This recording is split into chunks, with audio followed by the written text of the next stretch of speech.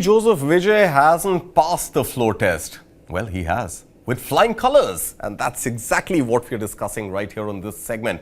And TVK has pretty much just whistled through the numbers that it had to make. Well, Krishna, 120 was what was needed. Yeah. 144 is what we have. 118 to be precise. 118 to be And 144 is what we have. Yeah. What worked in favor of the TVK? Well, the massive splinter and the AIADMK crisis, full-blown crisis erupting just a day before the floor test. Yeah. Conveniently, perfectly in time for Vijay, who's looking at one seat to add to that 118 to 119 is what he's supposed to have. And then he gets what, 24 seats in one go? Yeah. I'm in fact surprising. Technically, 30 AIADMK MLAs had broken ranks from the party to come and give support to TVK chief. I'm just wondering where are the 6 left? Did they abstain? What are they around? So we don't know. But all said and done, as you're rightly pointing out, this is a very comfortable. So he is in power far more comfortably today than he was on election counting day. Right. So he's definitely in a good position to push through with what he needs to do, because I think the focus will now shift to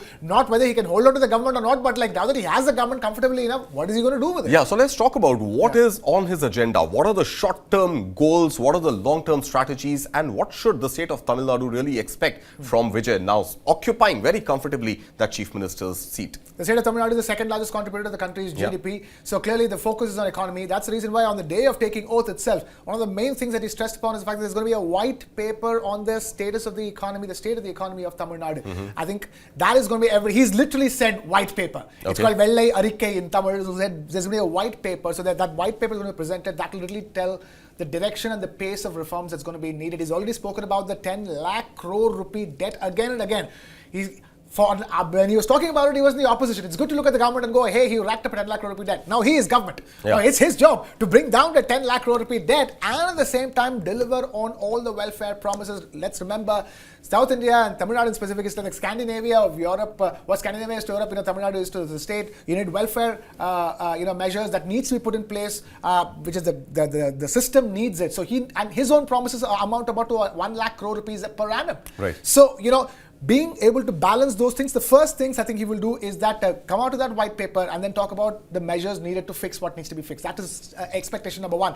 And expectation number 2 will be, he's yet to make an announcement on jobs. And that has been one of his main campaign planks. What's he going to do for youth employment is going to be definitely the next big factor. And of course, the third will be, he's already announced the fact that there's going to be a women protection task force. But will he do more for the employment of women? Because let's face it, Tamil Nadu has the greatest labor participation in the country when it comes to women participation in the labor force. Right. So, so to push that up will be another challenge. So, largely speaking, state of the economy, state of jobs will be his top priorities in the initial first 3 months. Very briefly, Krishna, before we wind up, is it bad timing for a first-time politician, first-time chief minister occupying the seat in one of the most influential and economically heavy states like Tamil Nadu, given all that we are seeing around the world? Is it going to be a tough year for him? Because overall, the economic climate, and you've spoken only economics, the economic climate for him is going to be quite unforgiving. Oh, absolutely. The only thing that he can look forward to is the fact that he has a great base to build on, which means that if any state in this country is going to be able to withstand the economic headwinds coming our way, let's face it, Uday Kotak has already said, expect a big shock. Going forward. His ability to make Tamil Nadu withstand the shock and crisis management, all said and done, I'm sure he has all the right plans and strategy for the state of Tamil Nadu. How he handles the unexpected, considering the unexpected is almost half expected right now. Yeah. He can start making plans, from day one to handle the so-called unexpected, which is not unexpected anymore. So that will define his chief ministership, because I think people already know what he's going to be in for. His campaign promises have been clear. They've been reflected in the first couple of days in office and stuff. But things like these, which are completely out of his control, how well he's able to handle it. He doesn't have to win it, because nobody wins this. Right. As long as you lose less, you're good to go. Absolutely. Well, lose less and perhaps try and make those early wins seems to be the message coming in. Krishna, thank you so much for your time.